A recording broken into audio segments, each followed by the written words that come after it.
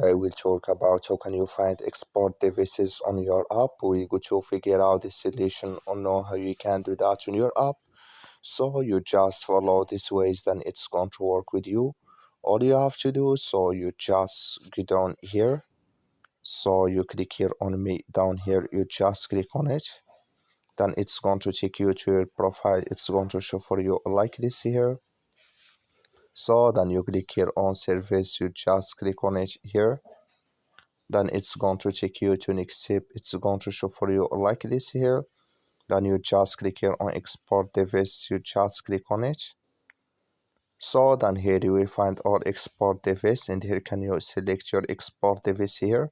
I have no device yet, but if you have it, you will find it here in this list. It's going to show for you on your app. So that's all you have to do. I wish you know you are get it. That's all. Thank you for your watching. Don't forget to support us by liking.